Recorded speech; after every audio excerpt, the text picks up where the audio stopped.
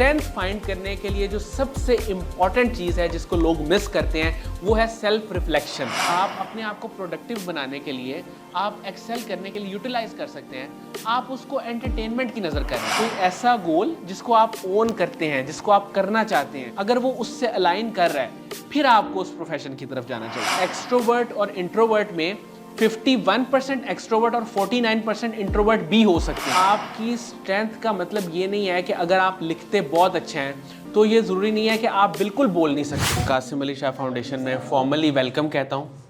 आप सब लोग कैसे हैं? सारे वो कॉमर्स एंड साइंस एकेडमी के ही स्टूडेंट्स हैं, ठीक है।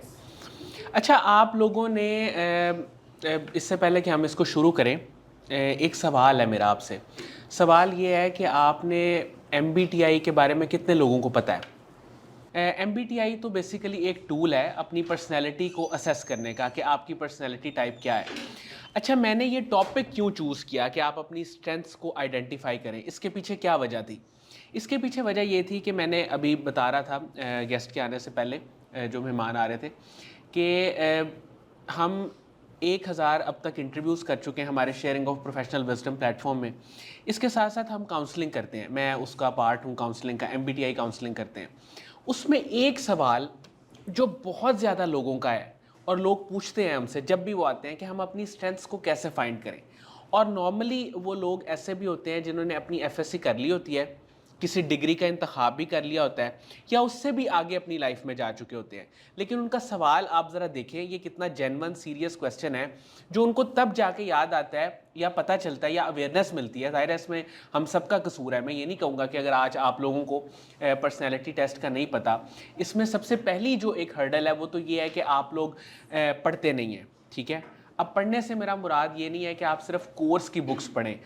आप अगर रोज़ न्यूज़पेपर पढ़ें या कोई भी ऐसा कंटेंट पढ़ें जिसमें आपकी स्टडी के अलावा बाकी चीज़ें उसमें आती हों, तो आपको उसमें ये थोड़ा सा पता चलेगा कि आपने अपनी जो है ना वो चीज़ों को कैसे देखना है।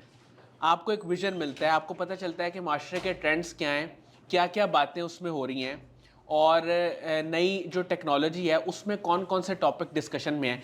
क्या कोई बता सकता है आजकल ट्रेंडिंग में 2-3 जो मेजर टॉपिक्स हैं वो कौन कौन से हैं? कोई एक बताना चाहे इनमें। मैं उम्मीद तो वैसे करता हूँ कि कुछ लोगों को ज़रूर पता होगा। बॉयज़ में से अगर कोई बताना चाहे तो ट्रेंडिंग में आजकल कौन से टॉपिक्स हैं वर्ल्ड वाइड, अगर हम बात करें इसकी तो? चले मैं हिंट दे देता हूँ, टेक्नोलॉजी की अगर हम बात कर लें, थोड़ा सा इस डोमेन में सोचें, ज़रा थिंक करें। एजुकेशन कोई भी हो, उसका पहला स्टेप ये है कि इंसान के जहन में कोई सवाल आता है और सवाल के आने के बाद वो सोचता है। अगर उसके जहन में सोच और सवाल नहीं आ रही तो फिर वो कुछ भी सीख नहीं सकता। तो पहला जो स्टेप है किसी भी चीज़ को सीखने का वो ये है कि आपके अंदर कोई सवाल पैदा हो। जैसे मैंने आपको बताया कि बहुत सारे लोग आते हैं, वो पूछते हैं कि हम अपनी स्ट्रेंथ्स को कैसे फाइंड करें। तो ये सवाल उनके अंदर आता है, इसका मतलब चलो कुछ ना कुछ तो वो सोच रहे हैं ना, बजाय इसके कि वो कुछ बुरा सोचें, कुछ गलत सोचें या कुछ अनप्रोडक्टिव सोचें, उसकी जगह पे वो ये सोच तो रहे हैं कि हमने अपनी स्ट्रेंथ्स को फाइंड करना है। इतनी अवेयरनेस तो उनके अंदर आई ना। तो मैं ये चाहता हूं कि जो राइट टाइम है जिसमें ये अवेयरनेस आनी चाहिए कि हम अपनी स्ट्रेंथ को फाइंड करें या अपनी पर्सनैलिटी को जज करें कि हमारी पर्सनैलिटी टाइप क्या है, वो टाइम ये है जो अभी आप लोगों का है, यानी 9th 10th और FSC में। इसमें आपको ये पता चल जाना चाहिए कि आपके अंदर कौन सी स्ट्रेंथ्स मौजूद हैं। आपको अपना पर्सनैलिटी टेस्ट कंडक्ट कर लेना चाहिए, जो कि आप गूगल पे जाके अगर सिंपल आप पर्सनैलिटी टेस्ट लिखेंगे तो 4-5 जो मेजर पर्सनैलिटी टेस्ट है ना वो आ जाते हैं वहाँ पे। तो उसमें से आप कोई भी टेस्ट आप करेंगे वो हार्डली 5 मिनट 6 मिनट या 10 मिनट आपको लगेंगे। कुछ क्वेश्चंस हैं सिंपल, उनका आपने आंसर देना है। उसका जब आंसर देंगे तो वो आपको बता देगा। अगर MBTI का टेस्ट होगा ऑनलाइन तो वो आपको आपकी टाइप बता देगा। उस टाइप को आप गूगल करेंगे तो आपको पता चल जाएगा कि आपकी स्ट्रेंथ कौन सी है। ठीक है, यहाँ तक मेरी बात आप लोगों को समझ आ रही है? यानी कि आपने अपने आप को अपडेट रखना है कि इस वक्त माशरे में क्या क्या हो रहा है, किस बेस पे लोगों को जॉब के लिए सिलेक्ट किया जाता है, किन किन चीज़ों की अवेयरनेस, चाहे वो टेक्नोलॉजी हो, चाहे वो आर्ट्स हो, सोशल स्टडीज़ हो, जितनी भी चीज़ें हैं इसमें एक सिनेरियो क्या चल रहा है, इसको आपने देखना है। अच्छा, हमारा मसला ये है कि हम सिर्फ मोबाइल फ़ोन को इंटरनेट को यूज़ करते हैं एंटरटेनमेंट के लिए। ये बहुत इंपॉर्टेंट है कि आप जितना एंटरटेनमेंट के लिए यूज़ करते हैं ना, उसका आप फोर्थ जो हिस्सा है, यानी 1/4 टाइम जो है, वो अगर सिर्फ आप एजुकेशनल पर्पस के लिए यूज़ कर लें और ये सोच के डेलिबरेटली इंटेंशनली ये सोच के कि मैंने कुछ सीखना है, कुछ लर्न करना है।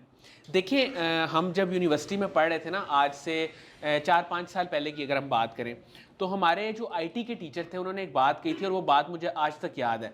उन्होंने कहा था कि हम आपको कोई भी असाइनमेंट अगर आज असाइन करते हैं ना और आप कहते हैं कि मैं ये नहीं कर सका, तो ये आपकी अपनी गलती है, क्योंकि इस वक्त इंटरनेट, यूट्यूब, तमाम फैसिलिटीज़ अवेलेबल है। आप वहाँ पे जाके सर्च कर सकते हैं, नए सिरे से आप देख सकते हैं कि इस चीज़ को कैसे करना है, कैसे नहीं करना। हाँ, आप डिले कर सकते हैं, आप ये कह सकते हैं कि मैं इस हफ्ते में बिज़ी था या मैं नहीं कर सका, कोई मजबूरी थी, लेकिन किसी भी असाइनमेंट को ना करने की वो कोई बहाना अब आपके पास बाकी नहीं रह गया।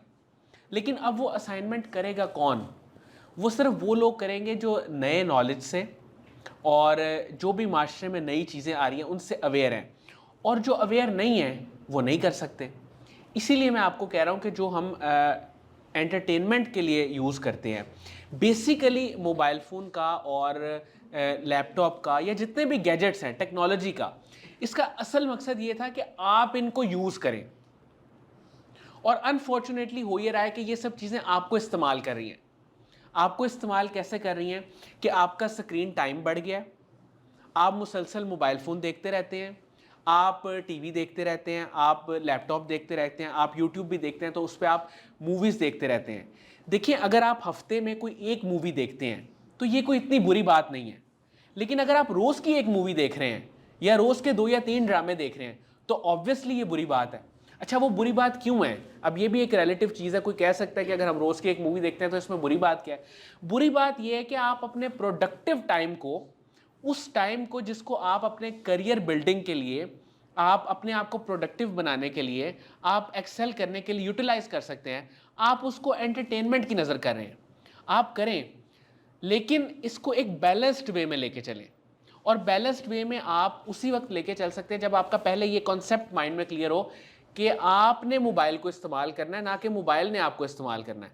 अच्छा, मोबाइल आपको कैसे इस्तेमाल करता है? जब आप उसको, उसकी एडिक्शन हो जाती है, तो आपको स्क्रीन टाइम वो देखते देखते पता ही नहीं चलता कि आप रात को 8-9 बजे अपने मोबाइल फ़ोन पे बैठते हैं डिनर के बाद, या उससे भी पहले कुछ लोग बैठे होते हैं, और 12-1-2 सोने तक, मैं गलत तो नहीं कह रहा, सोने तक वो अपने मोबाइल फ़ोन का, लैपटॉप का, टीवी का मुसलसल इस्तेमाल करते रहते हैं, जिसके असरात उनकी हेल्थ पे भी पड़ते हैं और फिर आगे जाके लॉन्ग टर्म उनके करियर पे भी पड़ते हैं। और फिर जब वो अपनी डिग्री चूज़ करते हैं, और डिग्री भी कैसे चूज़ करते हैं कि अगर 4-5 लोगों ने एक डिग्री चूज़ की है और वो कह रहे हैं कि जी हमने फ़लाँ डिग्री चूज़ कर लिया, तो वो अपने दोस्त को भी साथ लगा लेते हैं बगैर सोचे समझे कि इसका लॉन्ग टर्म क्या रिजल्ट निकलेगा, ये लॉन्ग टर्म हमें कितना बेनिफिट देगी, इसका आरओआई क्या है, अगर इसमें इतनी इन्वेस्टमेंट हमारी लग रही है पैसों की टर्म्स में, तो ये कल को जॉब की सूरत में हमें कितना बेनिफिट देगी। इन सब चीज़ों को स्टडी किए बगैर हम उसको जो है ना वो फॉलो करते हैं, और जितनी भी मतलब आप कह लें कि जो आपके पास चीज़ें थी जिनको आपने यूज़ करना था, मॉडर्न टेक्नोलॉजी को आपने सर्च करना था कि करियर ऑप्शंस कौन सी हैं, मेरी पर्सनैलिटी टाइप क्या है, मेरी स्ट्रेंथ क्या है। अच्छा, how to find your strength का जो हमने टॉपिक रखा था, वो इसलिए रखा था कि आप, अच्छा स्ट्रेंथ से भी बहुत सारे लोग, क्योंकि आप लोग अभी बहुत ज़्यादा मेच्योर नहीं हैं, तो स्ट्रेंथ से बहुत लोग ये भी आइडिया ले लेते हैं कि आम जो हमारी स्ट्रेंथ्स हैं, यानी मिसाल के तौर पे किसी के पास कोई मस्कुलर पावर ज़्यादा है, फिजिकल पावर ज़्यादा है, वो समझेगा कि शायद इन स्ट्रेंथ्स की बात हो रही है। जब हम स्ट्रेंथ्स की बात करते हैं, प्रोफेशनल स्ट्रेंथ्स की बात होती है हमेशा। यानी आपका जब भी कहीं इंटरव्यू होगा जॉब के लिए, तो वो आपका एक सॉट एनालिसिस के बारे में किसी ने सुना हुआ है? Strength, weaknesses, opportunities and threats, ये जितनी भी बड़ी बड़ी कंपनीज़ हैं ये अपना सॉट एनालिसिस पूरा तैयार करती हैं कि हमारी स्ट्रेंथ ये है, वीकनेस ये है, अपॉर्चुनिटीज़ हमारे पास ये हैं और हमारे पास थ्रेट्स ये हैं। तो स्ट्रेंथ वीकनेसेस को आप जब तक आइडेंटिफाई नहीं करेंगे प्रोफेशनल, कि आपकी प्रोफेशनल स्ट्रेंथ क्या है। अब प्रोफेशनल स्ट्रेंथ की मैं एग्जांपल दे देता हूँ। अगर कोई टेक्निकली बहुत ज़्यादा साउंड है और उसको, उसके टेक्निकल स्किल्स बहुत हाई हैं, टेक्निकल स्किल्स बहुत अच्छे हैं, तो हम ये कह सकते हैं कि वो जो है ना उसकी स्ट्रेंथ है ये टेक्निकल होना, फिज़िकली मतलब चीज़ों को देखना समझना, फिज़िक्स आ जाती है इसमें, साइंस आ जाती है और बाकी चीज़ें आ जाती हैं। कुछ लोग हैं जो आर्ट्स की फील्ड में, कम्युनिकेशन में प्रेजेंटेशन में, इन चीज़ों में बहुत ज़्यादा आगे होते हैं, तो उनकी स्ट्रेंथ ये है। तो ये एक मैंने एग्जांपल दिया आपको प्रोफेशनल स्ट्रेंथ्स की, यानी आप अगर वैसे आउट ऑफ द वे कोई काम कर लेते हैं, आपकी कोई हॉबी है, तो आप उसको अपनी स्ट्रेंथ कंसीडर नहीं कर सकते। समझ रहे हैं ना यहाँ तक? यानी कि मिसाल के तौर पे अब कोई अगर बंदा ऐसा हो, वो कोई अजीब सा कोई काम निकाले और वो कहे मैं ये काम बहुत अच्छा करता हूँ, तो that is not your professional strength. ये आपने आइडेंटिफाई करना है कि what is the difference between strength and professional strength, और आपके काम करियर में प्रोफेशनल स्ट्रेंथ आएगी, सिर्फ स्ट्रेंथ आपके काम नहीं आएगी। वो तो बाय चांस, बाय लक, कोई एक्सेप्शन, कोई एक चीज़ आपके पास अच्छी है, लेकिन काम वही आएगी जो आपने सीखी है और जिस पे मेहनत की है। अच्छा, अब इसके स्टेप्स हैं कि आपने अपनी स्ट्रेंथ को आइडेंटिफाई करना है। इसके कुछ स्टेप्स हैं, जैसे हर चीज़ के ऊपर चलने के लिए एक पूरा रास्ता होता है, एक रोड मैप होता है। तो ये अच्छा, मैंने स्टार्ट में एक बात की कि स्ट्रेंथ पे हम इसलिए फोकस करें क्योंकि काउंसलिंग में सबसे ज़्यादा सवाल ये पूछा जाता है हम अपनी स्ट्रेंथ कैसे फाइंड करें। तो उस एज पे जाके जहाँ पे उन्होंने अपना करियर चूज़ कर लिया हुआ है, एक डिग्री कर ली है, वहाँ पे फिर हमारे पास सिर्फ इस जवाब के अलावा कुछ नहीं होता। और आप लोग भी जो यहाँ पे सीनियर्स बैठे हैं वो इससे एग्री करेंगे। हम वहाँ पे उन्हें कहते हैं कि अब आप खुदारा इस चीज़ से ना इसको थोड़ी देर के लिए छोड़ दें और अपने लिए कोई रोज़गार ढूंढें। जो मुल्की हालात हैं, जो प्रॉब्लम्स हैं, जो सिचुएशन है, हम उनको बता ज़रूर देते हैं कि आप ये टूल्स इस्तेमाल कर लें, या उनकी MBTI काउंसलिंग कर देते हैं, उनको बता देते हैं कि आपकी टाइप ये है। लेकिन हम उन्हें ये कभी रिकमेंड नहीं करते, एक जॉब करते हुए बंदे को हम ये तो नहीं कहेंगे कि आप अपनी जॉब छोड़ दें और अब आप अपनी स्ट्रेंथ ढूंढें। हम ये ज़रूर कहते हैं कि आप साथ साथ चीज़ों को देखें, ठीक है। और वहाँ पे वो बहुत ज़्यादा परेशान होते हैं, स्ट्रेस्ड होते हैं कि हमने तो ये लेक्चर सुने हैं, हमने ये चीज़ें देखी हैं, अब हम अपना पैशन प्रोफेशन कैसे ये करें। तो ये मौका, यानी मैं इंपॉर्टेंस आपको बताना चाह रहा हूँ, ये मौका आज आप लोगों के पास है। आप लोग आज इन चीज़ों को गूगल करके, इस लेक्चर की मदद से जो मैं आगे आपके साथ चीज़ें शेयर करने वाला हूँ उससे, और हमारे पास YouTube पे डॉक्टर कमर का भी एक लेक्चर मौजूद है MBTI से रिलेटेड, उससे आप अपनी टाइप निकाल सकते हैं, ठीक है। अब ये एक टेस्ट है MBTI, इसके अलावा भी 2-3 ऐसे टेस्ट है जिसमें आप वो क्वेश्चनियर फिल करते हैं, तो उसके बाद आप अपनी टाइप निकाल सकते हैं, अपनी स्ट्रेंथ वीकनेसेस को आइडेंटिफाई आज कर सकते हैं। अब वो जो इस स्टेज पे आपने आइडेंटिफाई की है, उससे आपको हेल्प मिलेगी कि आपने FSC में क्या चूज़ करना है, और जिन्होंने FSC में या FA में, इंटर में अपनी चीज़ें चूज़ कर ली हैं, उनको आगे एक मौका है उनके पास कि उन्होंने आप अपनी ग्रेजुएशन किन सब्जेक्ट्स में करनी है, किस एरिया में जाना है, ठीक है। लेकिन जो इस प्रोसेस सारे से गुजर चुके हैं, उन्होंने अब अपना मास्टर कर लिया है, उनके लिए फिर थोड़ी सी मुश्किल हो जाती है। बस सिर्फ ये एक फ़र्क है, वो फौरी तौर पे स्विच नहीं कर सकते, फौरी तौर पे जंप नहीं कर सकते, उनके साथ बहुत सारी चीज़ें अटैच हो जाती हैं, कुछ की शादी हो जाती है, फिर उन पर जिम्मेदारी होती है। तो अगर वो उस टाइम पे जाके ये सब सोचे या ये वाली अवेयरनेस उनको उस वक्त मिले, तो उसका इतना फ़ायदा नहीं है जितनी इफेक्टिव इस स्टेज पे है। तो आप भी, मैं चाहता हूं कि आज से 5-6 साल बाद तब आप इस पे सोचें, उससे बेहतर है कि आप आज इस पे सोचें और अपने दोस्तों को भी बताएं कि यार ये एक सवाल है कि हमारे अंदर कौन सी स्ट्रेंथ है, हम हमारे अपने जो है नेचुरल स्किल्स कौन कौन से हैं जिनको हम ज़्यादा अच्छे से डेवलप कर सकते हैं। अच्छा, काम इंसान कोई भी कर सकता है, इंसान के अंदर अडेप्टेबिलिटी है। अब स्ट्रेंथ का ये मतलब नहीं है कि आप कहें कि यार अच्छा चलो ये तो मेरी स्ट्रेंथ ही नहीं है। आप सीख सकते हैं, आप उसमें काम भी कर सकते हैं, आप एवरेज से शायद थोड़ी बेहतर परफॉर्मेंस भी दे सकते हैं, और कोई एक्सेप्शन ऐसी भी हो सकती है कि आपकी वो स्ट्रेंथ नहीं है लेकिन आप उसमें बहुत ज़्यादा कामयाब हो गए हैं, ये भी हो सकता है। लेकिन इस पर रूल अप्लाई नहीं होता। रूल हमेशा वो होता है जो रोड मैप नीचे से आप पूरा लेके चलते हैं, कि आपका इंटरेस्ट भी था, आपको शौक भी था, वो आपकी हॉबी भी थी, और फिर उसी में आपने करियर को भी चूज़ किया, फिर उस करियर को करते करते करते करते आप उसकी पीक पे पहुंच गए। ये एक पूरा रोड मैप है, रूल इसी पे लगेगा, एक्सेप्शंस पे हम वो रूल अप्लाई नहीं करते, ठीक है। अच्छा, सबसे पहले तो इस सवाल का आना वो बहुत बड़ी नेमत है कि अगर किसी इंसान के ज़हन में ये सवाल आ जाए कि मेरी स्ट्रेंथ क्या है, ठीक है। उस सवाल के बाद जाहिर है जब सवाल आएगा तो फिर वो सोचेगा। अब जो सोचेगा, अगर तो वो किसी मेंटोर के पास है, किसी गाइड के पास है, किसी ऐसे शख्स के पास है जो उसे इस सवाल का जवाब दे सके या समझा सके, वो तो ठीक है। लेकिन अगर किसी के पास ये सारी फैसिलिटीज़ नहीं है और वो फिर भी इसका जवाब चाहता है, तो वो क्या करे? तो फिर वो मॉडर्न टेक्नोलॉजी को यूज़ करे, वो चैट GPT पे अपना क्वेश्चन लिखे, वो गूगल पे अपना क्वेश्चन लिखे, और जैसे मैंने बताया कि वो मुख्तलिफ जो टेस्ट हैं उस पर सर्च करें, ठीक है, और फिर उसके बाद जो है ना वो किसी नतीजे पे पहुँचे। अब मैं थोड़ा सा फिर दोबारा पीछे आता हूँ कि स्ट्रेंथ्स जो है ना ये एक अगली चीज़ है। यानी आगे वाली चीज है, अगली इंग्लिश वाला नहीं मैं कह रहा, उर्दू वाला कह रहा हूं कि नेक्स्ट स्टेप है एक, ठीक है। स्ट्रेंथ की जो बेस है ना वो है आपका इंटरेस्ट। यानी आज अगर मैं आपसे पूछूं, अगर मैं इंडिविजुअल काउंसलिंग कर रहा होता, कोई भी एक बच्चा मेरे पास होता, वो मुझे कहता कि मेरी स्ट्रेंथ क्या है, तो मैंने उससे पूछना था आप मुझे अपने 2-3 साल का रिकॉर्ड बताएं, आपका इंटरेस्ट किन किन एरियाज में ज़्यादा है। समझ रहे हैं? यानी कि कौन कौन से ऐसे काम हैं जिनको आप बहुत ज़्यादा इंजॉय करते हैं, बहुत ज़्यादा खुशी से करते हैं, या वो काम जो आपको थोड़ा सा टाइम एंड स्पेस से आउट करते हैं, रिलैक्स करते हैं, जहां आपको फील नहीं होता कि आप काम कर रहे हैं, वो है आपका इंटरेस्ट। मिसाल के तौर पे फॉर एग्जांपल कोई यहाँ पे खातून है, वो कहती हैं कि मुझे राइटिंग का बहुत शौक़ है। मैं उनकी लेट्स से कि वो थोड़ी सी इंट्रोवर्ट है, उनको राइटिंग का शौक़ है, पोइट्री का शौक़ है, कुछ लिखने का शौक़ है, कोई फिक्शन राइटिंग का शौक़ है। तो फिर हम उनके इंटरेस्ट से आइडेंटिफाई करेंगे कि ये आगे चल के इस इंटरेस्ट को हम किस स्किल में कन्वर्ट कर सकते हैं। ये ज़रा ध्यान से सुनिएगा, इंटरेस्ट से बनता है आपका स्किल, और स्किल से फिर वो आपकी स्ट्रेंथ बनती है। फिर उसको हमने करना होता है मार्केट, कि अब मार्केट प्लेस में हमने उसको किस तरह मार्केट करना है। अब ये देखिए एक पूरी चेन है, इंटरेस्ट, स्किल, स्ट्रेंथ, और स्ट्रेंथ को फिर आपने मार्केट करके एक प्रोडक्ट की शक्ल में बेचना है। यही जैसे मैं अब एक राइटर की बात कर रहा था कि किसी के राइटिंग स्किल्स बहुत अच्छे हैं, तो अब उसने सोचना है कि मैं किस डोमेन में किन लोगों को टारगेट करके इस काम को कर सकता हूँ। अब पहले तो उसने अपने इंटरेस्ट को खुद आइडेंटिफाई करना है। अब ये भी बहुत सारे लोग करते हैं कि वो डायरेक्ट सवाल पूछते हैं कि हमारी स्ट्रेंथ क्या, आप बताएं। अब मुझे बताएं कि एक शख्स जिसकी आपके साथ 5 या 10 मिनट की मुलाकात है, चाहे वो जितने मर्जी आपसे सवाल पूछ ले, क्या वो आपकी स्ट्रेंथ बता सकता है? किसी हद तक वो सोच सकता है कि आपको शायद क्या पसंद हो, एक डायरेक्शन मिल सकती है। लेकिन कुछ लोग तो इतने अनक्लियर होते हैं कि वो डायरेक्शन भी नहीं दे पाते। यानी वो टोटली वो जिसे कह लें कि आप बिल्कुल वाइट होके आपके पास आ जाते हैं और वो कहते हैं कि हमारी स्ट्रेंथ क्या है।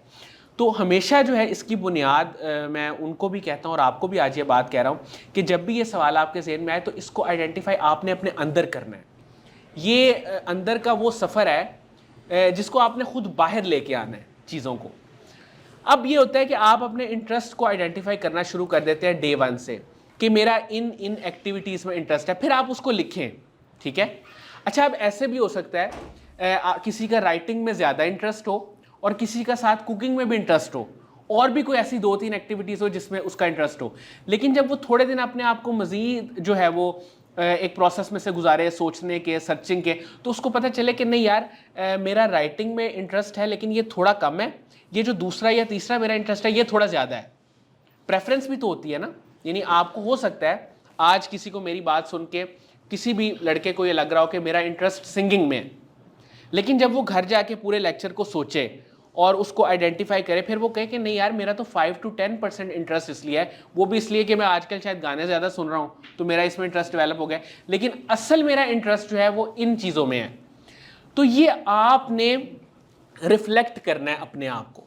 स्ट्रेंथ फाइंड करने के लिए जो सबसे इंपॉर्टेंट चीज़ है जिसको लोग मिस करते हैं वो है सेल्फ रिफ्लेक्शन।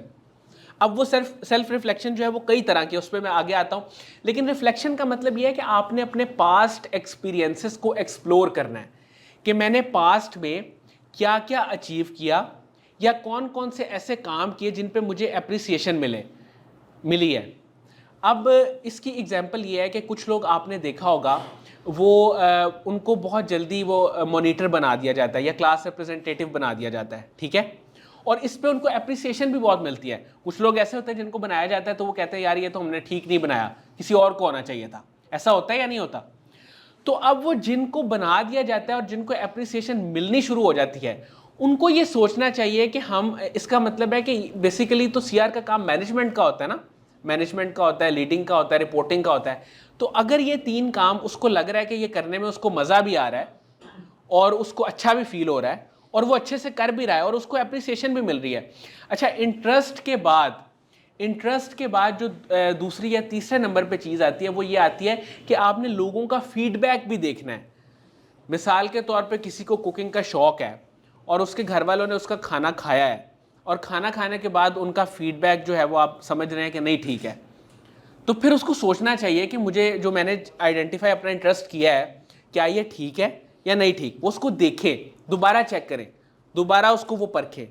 क्योंकि जो आपका नेचुरल इंटरेस्ट होता है उसमें आपको कहीं ना कहीं एप्रिसिएशन मिलनी शुरू हो जाती है, कहीं ना कहीं लोग आपकी तारीफ करते हैं, कहीं ना कहीं लोग आपको रुक के बताते हैं कि भाई ये जो काम आप कर रहे हैं ये बहुत अच्छा काम है, या ये जो आपके कम्युनिकेशन स्किल्स हैं, ये जो आपके टेक्निकल स्किल्स हैं, वो आपको दोस्तों से, अपने करीबी सर्कल से, फैमिली से, कहीं ना कहीं से आपको चाहते ना चाहते वो थोड़ी सी एप्रिसिएशन मिल जाती है, जिससे वो एक आप कह लें कि आपके ऊपर एक मोहर लग जाती है। आपको खुद अपने अंदर ये पता चल जाता है कि अच्छा मेरा इंटरेस्ट भी है, मैं अपना बहुत सारा टाइम भी इस एक्टिविटी को देता हूँ। सेकंड, थर्ड ये है कि लोगों का फीडबैक भी इस हवाले से पॉजिटिव है, लोग भी इस काम को पसंद कर रहे हैं। तो इसका मतलब है अगर मेरे दोस्त पसंद कर रहे हैं या कुछ करीबी लोग पसंद कर रहे हैं, तो इसी काम के इस लेवल पे अगर ये सूरत हाल है और मुझे पसंद भी है, तो जब मैं इसको हायर लेवल पे लेके जाऊंगा तो हायर लेवल पे ऑब्वियसली लोग इसको रिकॉग्नाइज करेंगे, इसको पसंद करेंगे।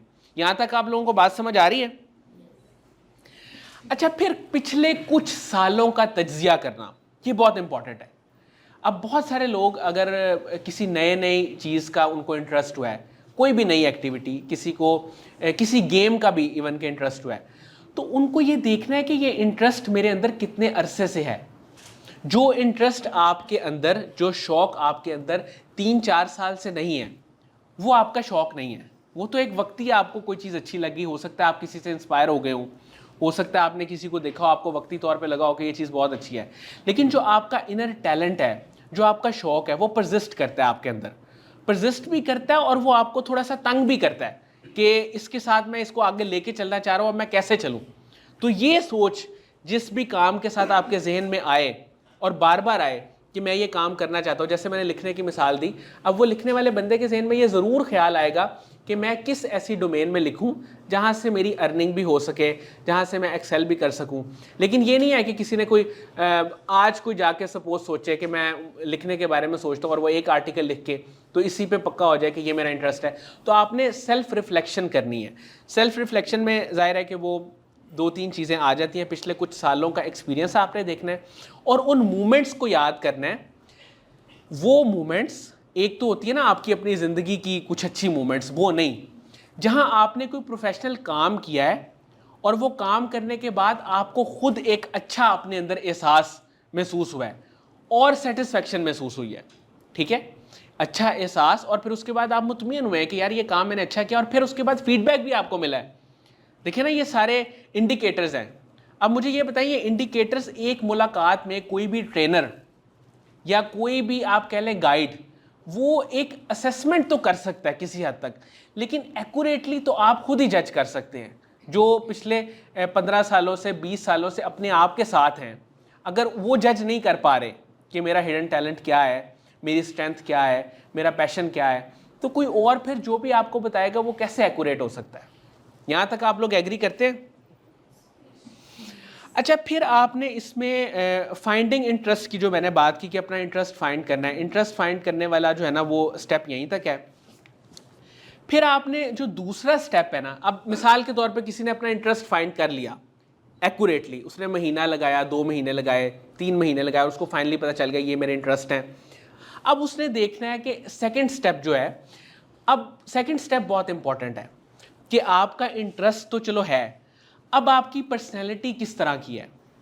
अब पर्सनैलिटी की मैं मिसाल दे देता हूँ, कुछ लोग एक्सट्रोवर्ट होते हैं, कुछ इंट्रोवर्ट होते हैं, कुछ लोगों को पता है इसके बारे में? अगर पता है तो थोड़ा सा ज़रा बताएं।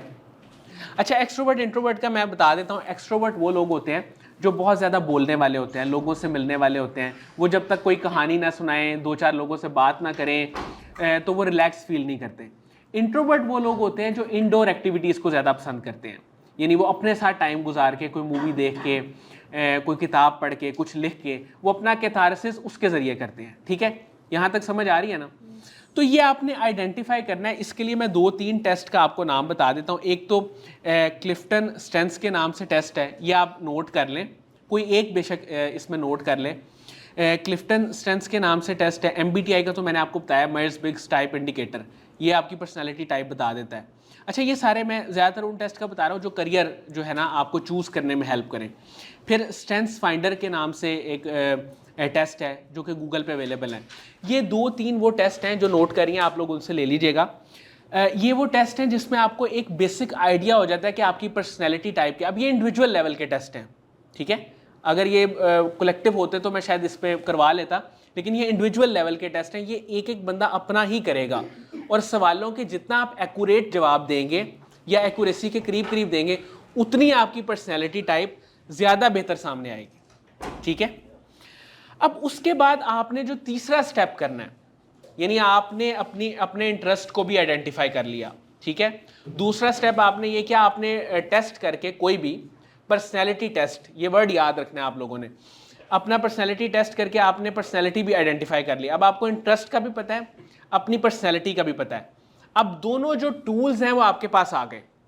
अब तीसरा काम आपने जो बहुत इंपॉर्टेंट है वो ये करना है कि आपने देखना है कि इस इंटरेस्ट को मैं अगर अपनी पर्सनैलिटी के साथ अलाइन करूं या मिक्स करूं या इनका एक जो कह लें कि एक जोड़ जब बनेगा तो इससे जो प्रॉपर एक काम है, एक प्रोफेशन है, वो कौन सा पैदा होता है। ठीक है। अब अगर किसी को लिखने का शौक है और उसने अपनी पर्सनैलिटी टाइप भी निकाल लिया है, वो कोई इंट्रोवर्ट टाइप है और उसमें इतने ज़्यादा कह लें कि कोई लोगों से मिलने वाले एक्सट्रोवर्ट वाले स्किल्स नहीं हैं। अब दो चीज़ें उसको पता लग गई कि मैं इंडोर एक्टिविटीज़ को अपने आप के साथ वक्त गुजार के और अकेले काम करके ज़्यादा बेहतर महसूस करता हूँ और मुझे लिखने का शौक़ भी है। तो अब इसका मतलब है कि कोई वो ऐसी मैं राइटर नहीं कहूँगा। अच्छा, मैं राइटर क्यों नहीं कहूँगा? अगर मैं राइटर कहूँगा तो आप लोगों के जहन में एक सवाल ये भी आएगा कि राइटर्स को तो आजकल इतने पैसे नहीं मिलते। ये सवाल है ना आपके जहन में, आप कर सकते हैं। लेकिन मैं ये कहूँगा कि आप ब्लॉगर बन सकते हैं, आप कंटेंट क्रिएटर बन सकते हैं, आप कंटेंट राइटर बन सकते हैं। ये वो लोग हैं जो इस वक्त बहुत ज़्यादा पैसे कमा रहे हैं। राइटिंग की ही एक शक्ल है, उसको मैंने थोड़ा सा मॉडर्न वर्ड्स के साथ रिप्लेस किया है। तो जो लोग ब्लॉग लिखते हैं, डिफरेंट कंटेंट जनरेट करते हैं, कंटेंट राइटिंग करते हैं, वो चाहे यूट्यूब के लिए हो, सोशल मीडिया के लिए हो, किसी कंपनी के लिए हो, कोई डिजिटल प्रोफाइल क्रिएशन हो, तो ये सारे लोग वो हैं जो बहुत ज़्यादा पैसे कमा रहे हैं। तो आपने आइडेंटिफाई करके अपने इंटरेस्ट को किसी पुराने ट्रेडिशनल उसके साथ प्रोफेशन के साथ नहीं जोड़ना। उसकी वजह यह है कि अगर आप कोई पुरानी चीज़ सोचेंगे तो उसमें अर्निंग आपकी शायद वैसे ना हो सके जैसे आप चाहते हैं या जैसे आप करना चाहते हैं। तो आपने जो भी अपनी टाइप निकालनी है, जो भी अपनी पर्सनैलिटी निकालनी है, उसको आपने मॉडर्न टेक्नोलॉजी के साथ जोड़ना है। अगर आप एजुकेशन की फील्ड में आना चाहते हैं तो आप सोचें मैं ऑनलाइन कौन से कोर्स लोगों को दे सकता हूँ, मैं ऑनलाइन लोगों को क्या पढ़ा सकता हूँ, मैं आईटी का कौन सा ऐसा कोर्स करके वो सेल कर सकता हूँ फेसबुक के ज़रिए, डिजिटल मार्केटिंग के ज़रिए, जिससे मेरी अर्निंग हो सके। ठीक है।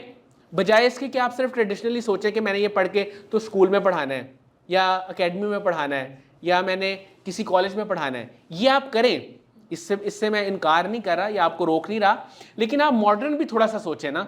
जब तक आप उन प्लेटफॉर्म्स को नहीं सोचेंगे जो आजकल चल रहे हैं और जिनको आजकल दुनिया देखती है, उसमें यूट्यूब है, फेसबुक है, इंस्टाग्राम है, रील्स हैं, लिंक्डइन है, इन चीज़ों के बारे में जब तक आप सर्च नहीं करेंगे, आप इसको देखेंगे नहीं कि हमने प्रोफेशनली इनको कैसे यूज़ करना है, तो तब तक आप अर्निंग की तरफ और एक अच्छे लाइफस्टाइल की तरफ नहीं जा सकते। ठीक है। तो इसको आपने थर्ड जो चीज़ है वो अलाइन करना है। अच्छा, अब इसमें एक बहुत इंपॉर्टेंट चीज़ है, ये तो मैंने आपको सीधा सीधा बता दिया कि पहला स्टेप इंटरेस्ट, दूसरा जो है वो स्टेप है वो आपका असेसमेंट, आपने अपनी पर्सनैलिटी टाइप की करनी है। तीसरा जो है वो आपने उसको अलाइन करना है किसी ऐसे प्रोफेशन के साथ जो आपको अर्निंग करवा सके या आपको ज़िंदगी की आसानियों की तरफ लेके जा सके। अब एक बहुत बड़ा हर्डल यहाँ पे ये आता है कि अक्सर लोग जब ये सारा प्रोसेस करते हैं तो वो अपनी कोर वैल्यूज़ को भूल जाते हैं, यानी कि उनके अंदर कुछ बिलीव्स, कुछ वैल्यूज़, कुछ एथिक्स, कुछ नॉर्म्स, कुछ इस तरह की चीज़ें हैं।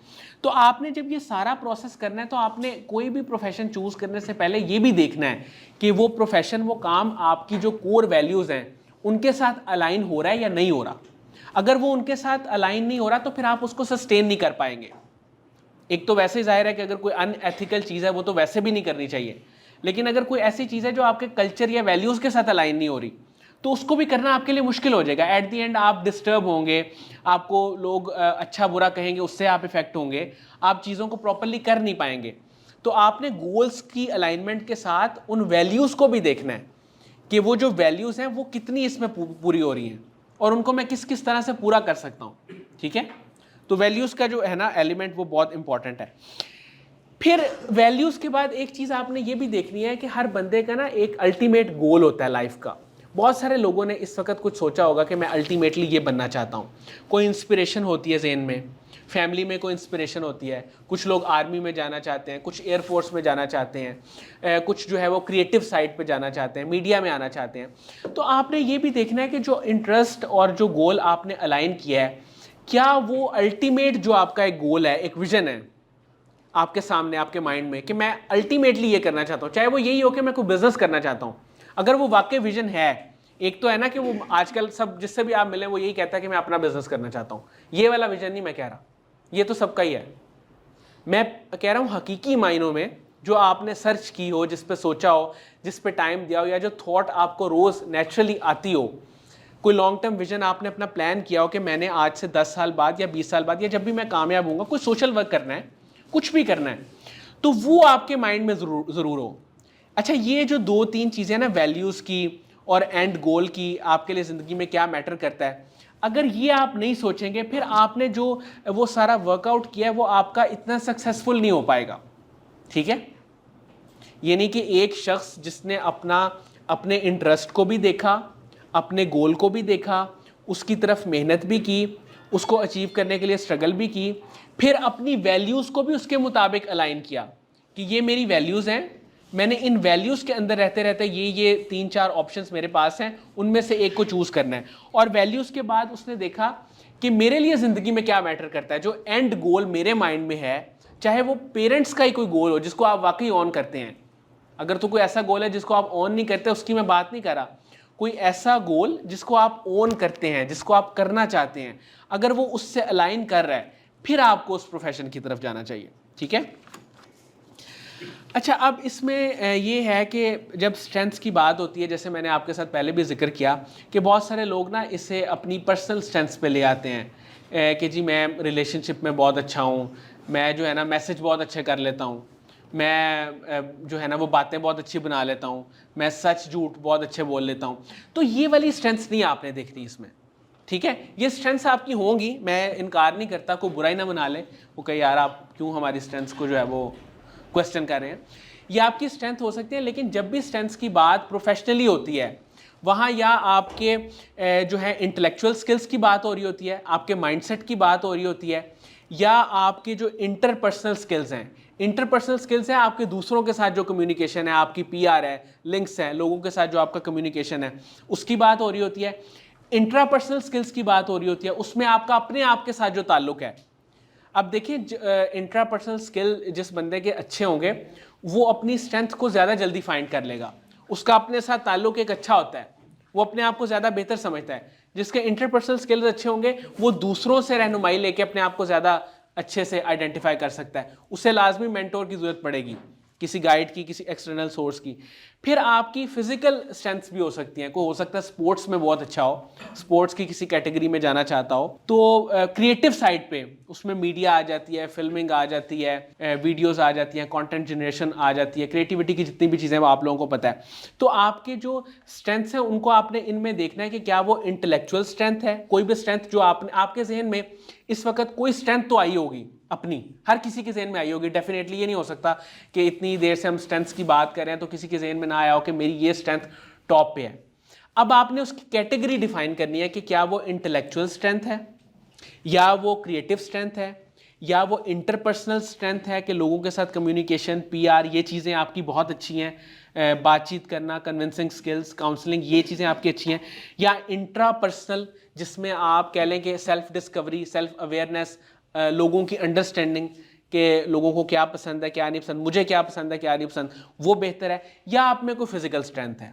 ठीक है, तो इस डोमेन में आपने रहना है। बाकी वो सॉफ्ट स्किल्स और हार्ड स्किल्स ज़ाहिर है कि वो इन्हीं में कवर हो जाते हैं।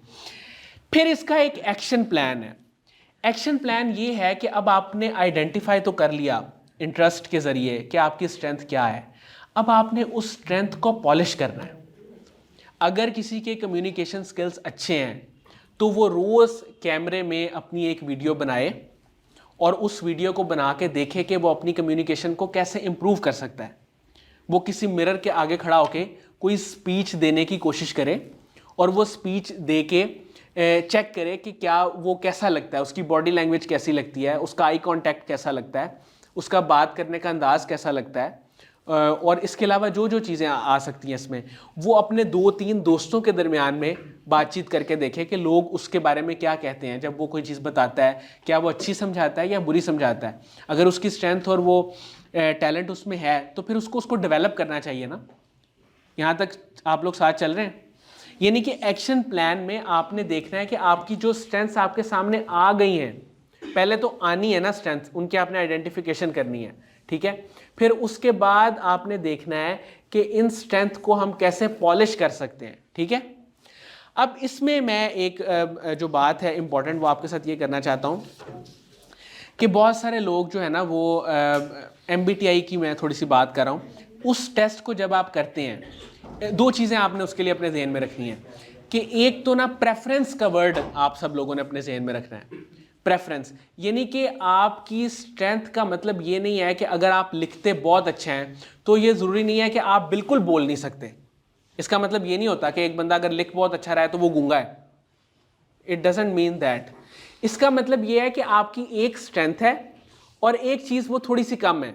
यानी आप एक्सट्रोवर्ट और इंट्रोवर्ट में 51% एक्सट्रोवर्ट और 49% इंट्रोवर्ट भी हो सकते हैं। अब यहाँ पे गैप बहुत कम रह जाता है। वो आपको फील ऐसे ही होगा कि ये 50-50 है, लेकिन जब आप इसको दोबारा चेक करेंगे तो आपको पता लगेगा कि एक चीज़ थोड़ी सी डोमिनेंट है। यही MBTI की थ्योरी हमें कहती है कि आपका जो एक एस्पेक्ट है पर्सनैलिटी का वो थोड़ा सा डोमिनेंट ज़रूर होता है और दूसरा उससे थोड़ा सा कम होता है, ठीक है। कुछ लोग प्रोफेशनली बहुत अच्छे तरीके से चीज़ों को मैनेज कर लेते हैं, उनको इतना पता नहीं चलता। मतलब कि वो मिसाल इसकी ये है कि अगर कोई इंट्रोवर्ट भी है लेकिन उसने बहुत ज़्यादा मीडिया पे काम किया है, बहुत ज़्यादा लोगों के साथ इंटरेक्शन किया है, तो एक टाइम ऐसा आएगा जहाँ पे वो आपको फील होगा कि ये तो एक्सट्रोवर्ट है, ये इंट्रोवर्ट नहीं है। लेकिन जब आप उससे क्वेश्चंस करेंगे और आप अंदर से उसको देखेंगे तो आपको पता चलेगा कि ये एक प्रोफेशनली उसने सीख लिया है, उसके अंदर फ्लेक्सिबिलिटी थी तो वो अपने आप को फ्लेक्स कर लेता है मौके की मुनासबत से। लेकिन अंदर जो उसकी असल स्ट्रेंथ है वो वही है जो वो दूसरी वाली इंट्रोवर्ट वाली, ठीक है। तो इसको आपने अब खुद देखना है। अच्छा, इसमें सबसे इंपॉर्टेंट जो है ना, लास्ट पे मैं इसको एक दफ़ा ना जो अब तक मैंने बात की वो आपके सामने रख रहा हूँ कि रिफ्लेक्शन बहुत इंपॉर्टेंट है।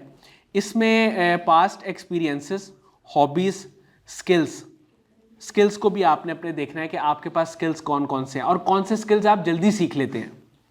ये भी एक निशानी है, एक आइडेंटिफिकेशन है कि जो स्किल आपको जल्दी आ जाए, कोई भी स्किल हो सकता है, वो टेक्निकल स्किल हो सकता है, सॉफ्ट स्किल हो सकता है, इसका मतलब है कि वो आपकी स्ट्रेंथ है और उससे रिलेटेड आप कुछ फ्यूचर में कर सकते हैं। फिर फीडबैक की मैंने आपसे बात की। अच्छा, फिर इसके बाद कुछ ना ऐसे भी टिप्स हैं जो आपने एक्सप्लोर करके आपको आते हैं। आपने एक्सप्लोरेटरी टिप्स पे भी जाना है। वो टिप्स ये हैं कि अगर मिसाल के तौर पे आप में से कोई ऐसा शख्स है जिसको नहीं समझ आ रही, सारा कुछ सोचने के बाद, करने के बाद, वैसे MBTI के टेस्ट के बाद तो आ जाएगी, लेकिन एक आम बंदा जिसने वो टेस्ट अभी नहीं किया वो कह रहा है कि मुझे नहीं समझ आ रही कि मैं क्या करूं, तो फिर वो ट्राई करे डिफरेंट चीज़ों को। वो पब्लिक स्पीकिंग करके भी ट्राई करे कि उसे कैसा महसूस होता है, वो अपने आर्टिकल्स लिख के भी ट्राई करे, वो अपनी टेक्निकल स्किल्स को इन्हेंस करके भी ट्राई करे। अभी तो आपकी एज है ना, आप सारी चीज़ों को ट्राई कर सकते हैं। को करिकुलर एक्टिविटीज़ आपकी यूनिवर्सिटी में, स्कूल में, एकेडमी में, जहाँ पे भी होती है, आप अपनी हर चीज़ को वो ट्राई कर सकते हैं। वॉलंटियर वर्क कर सकते हैं आप लोग कि हम क्या क्या चीज़ें खुद कर सकते हैं। किसी ऐसी कम्युनिटी को, किसी ऐसे ग्रुप को ज्वाइन कर सकते हैं जहाँ आपको अपने स्किल्स के बारे में अवेयरनेस मिल जाए। फिर असेसमेंट कर सकते हैं, अपनी थॉट्स को ऑब्जर्व कर सकते हैं जिसको जर्नलिंग कहते हैं। तो ये सारी चीज़ें आप करके और फिर एट दी एंड जब आप पर्सनैलिटी टेस्ट करते हैं तो फिर आपको पता चल जाता है कि आपकी स्ट्रेंथ्स क्या हैं, वीकनेसेस क्या हैं, कौन कौन से ग्रे एरियाज़ हैं, ब्लाइंड एरियाज़ हैं, किन किन चीज़ों को आप इम्प्रूव कर सकते हैं।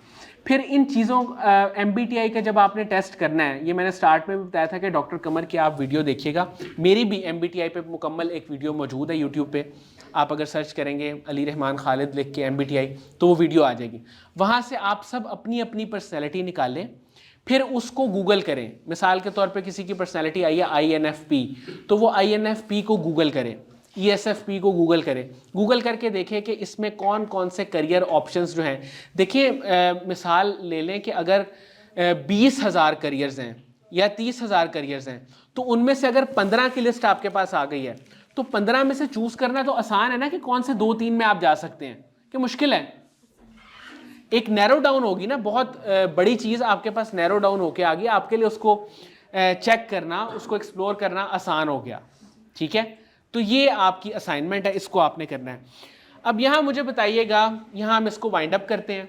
कोई सवाल किसी का, कोई बात जो किसी को ना समझ आई हो तो आप पूछ सकते हैं। सर आपसे हम आगाज़ करते हैं, कोई सर बात, कोई सवाल, कोई चीज़ जो आप चाहते हो कि इनको बतानी चाहिए, वो क्या है? उनको टीचर्स के बारे में, उनकी इज्जत के बारे में। अच्छा, सही, ठीक है। अच्छा, इसमें देखें, ये तो एक ऐसी चीज़ है जो कि अंडरस्टूड सी बात है। टीचर आपके सख्त हैं, मुझे अंदाज़ा हो रहा है, लेकिन आप लोग अब इनके साथ क्या करते हैं ये मुझे नहीं पता, क्योंकि अभी तो आप लोग ठीक बैठे हुए हैं। अच्छा, इसमें ये है कि बहुत ही सिंपल सी बात है कि जो बात अभी उन्होंने की है ये अभी आप लोगों को समझ नहीं आएगी। मैं मतलब चाह के भी वो अल्फाज नहीं लेके आ सकता जहाँ से मैं आपको समझाऊँ कि टीचर्स और पेरेंट्स क्या होते हैं। ये इंसान को उसी वक्त समझ आती है, ये एक हकीकत है बहुत बड़ी, इसको सुनिएगा ज़रा।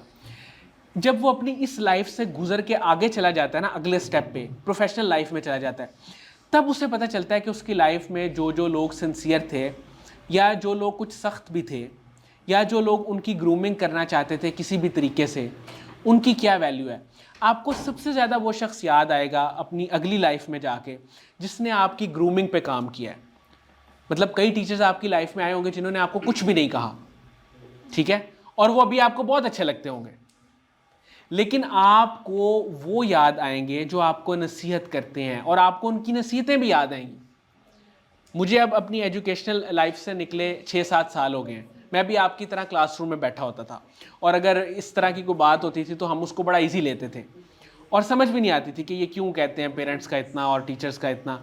लेकिन अब समझ आती है कि जो एक एक लफ्ज़ टीचर्स कहते हैं उसके पीछे उनका 20-20 साल का एक्सपीरियंस होता है, ठीक है। तो वो वक्ती तौर पे आपको अल्फाज, वो बात बुरी लग सकती है, और लगती है इस एज में बुरी लगती है नसीहत और बात, लेकिन आप इन द लॉन्ग रन जब उसको सोचेंगे आज से 5 साल बाद, तो फिर आपके जहन में आएगा कि नहीं यार ये बात अगर, बल्कि वो बाज़-औक़ात इस तरह की बातें होती हैं जो आपकी पूरी ज़िंदगी में आपके काम आ रही होती हैं। कई ऐसे जुमले होते हैं जो आपके दिल पे असर कर जाते हैं। मुझे याद है कि मेरे एक टीचर थे, वो अक्सर पढ़ाते थे, तो मैं शरारतें करते करते जो है ना उनके साथ कुछ ऐसी भी बात कर जाता था जो शायद नामुनासिब होती है, जिसे आप कह लें बच्चे कर ही देते हैं ना, कोई उल्टी सीधी बात कोई ऐसी। तो उन्होंने एक दिन मुझे डांटा बहुत ज़्यादा, मतलब आप कह लें कि हाथ उठाने के करीब करीब जो है ना उन्होंने डांटा। अब मुझे बड़ा गुस्सा आया, मैंने कहा कि यार ये क्या बात हुई, मैं मतलब मजाक कर रहा था या कोई बात कर रहा था, तो इतना ज़्यादा गुस्सा क्यों। फिर उन्होंने थोड़ी देर बाद मुझे एक जुमला कहा, वो जुमला मुझे आज भी याद है। आज इस वाक़े को कम से कम 10 साल तो हो गए होंगे, इससे ज़्यादा हो गए होंगे। उन्होंने मुझे कहा कि यार अली, अगर मेरा बेटा अब्दुल्ला मेरे सामने इस तरह की बात करता तो मैं उसे क्या कहता। तो फिर मैंने उस इंटेंसिटी को फील किया कि यार एक टीचर के अंदर कितनी वो मोहब्बत और शफकत वाला एलिमेंट है कि वो कह रहा है कि अगर मेरा बेटा इस तरह की बात मेरे साथ करता तो मुझे नागवार गुजरती। अगर वो मुझे इस बात पे कुछ भी ना कहते, वो कहते ठीक है यार जाओ खेलो, लेकिन उन्होंने सोचा कि अगर मेरा बेटा कल को किसी के सामने इस तरह की बात करेगा या इस तरह का मजाक करेगा जो कि अच्छा नहीं है, तो कितना बुरा लगेगा मुझे। तो उन्होंने उस सेंस में उस चीज़ को देखते हुए मुझे डांटा। तो अब वो उसका असर ये हुआ कि उस तरह की बात, वैसी बात मैंने कभी किसी के साथ नहीं की, वो चीज़ मेरे दिल पे असर कर गई ना। तो इसी तरह ये जो वाक़यात होते हैं टीचर्स के साथ और पेरेंट्स के साथ, ये फिर आपको अपनी पूरी ज़िंदगी में बहुत याद आते हैं। अच्छा, इसका टेस्ट भी मैं आपको दे देता हूँ। हो सकता है आप में से कोई कहे यार फजूल बातें ना करो हमारे साथ, हमें पता है कोई नहीं याद आती। आप किसी भी अपने बड़े से, चाहे वो आपके पेरेंट्स हैं, चाहे वो आपके टीचर हैं, या ये नहीं भी हैं, कुछ भी नहीं है आपके, आप उनसे पूछें जिनके वालिदैन नहीं हैं या जो अपनी स्टूडेंट लाइफ से बाहर निकले हैं, आप उनसे पूछ के देखें, वो आपको, मैं गारंटी से कहता हूँ, वो आपको ये कहेगा कि यार हमारे फ़लाँ टीचर ने ये बात की थी, वो ना उस वक़्त हमें नहीं समझ आई थी लेकिन इस वक्त वो समझ आ गई है। तो आप उस एक्सपीरियंस को देखें। मतलब यही होता है ना, आप किसी को चेक करते हैं, पूछते हैं, लोग बताते हैं अपने एक्सपीरियंस, जैसे मैंने अभी आपके साथ शेयर किया, तो वो चीज़ आपको उस टाइम पे जाके आपको उसकी इम्पोर्टेंस का, उसका एहसास होता है। इस एज में नहीं पता चलता, इस एज में सिर्फ आपको कहा जा सकता है, लेकिन वो एहसास जो है वो किसी भी चीज़ का एहसास उसी वक्त होता है जब वो थोड़ी सी दूर हो, करीब से एहसास नहीं होता। और कोई सवाल? तो इसमें टिप ये है कि आप लोगों को अगर अपने टीचर्स की कभी कोई बात बुरी भी लगे तो आपने उसका जो है ना वो कॉन्टेक्स्ट देखना है कि ये किस तनाजुर में बात हो रही है, उनके अल्फाज को नहीं देखना। अल्फाज सख्त हो सकते हैं लेकिन उसका जो बातिन है ना उसमें हमेशा कोई ना कोई मानी छुपे होंगे। जी जैसे कि अब फाइनल्स आने वाले हैं, जी फाइनल्स में अटेंटिव रहना और सीरियस रहना ये बहुत जरूरी है। कई बच्चे ऐसे होते हैं अच्छा कर लेंगे, लॉन्ग क्वेश्चन था छोड़ दिया तो क्या हो गया, पेपर था सोए रह गए, कोई मसला नहीं है, सब भी आ गए, नथिंग बिग इशू, सही। नहीं कोई इशू ही नहीं है। बिल्कुल ठीक। लेकिन इनको ये नहीं पता कि एक टीचर के ऊपर क्या गुजरती है, एक मैनेजर के ऊपर क्या गुजरती है जिसने पेरेंट्स को जवाब देना है, बच्चे का एक साल स्पॉइल हो गया, इनके लिए कोई प्रॉब्लम नहीं है। मैं चाहती हूँ इनको पता चलना चाहिए कि इनका एक एक साल ही एक एक लम्हा कितना कीमती है। ऐसे ही है, बिल्कुल ठीक है।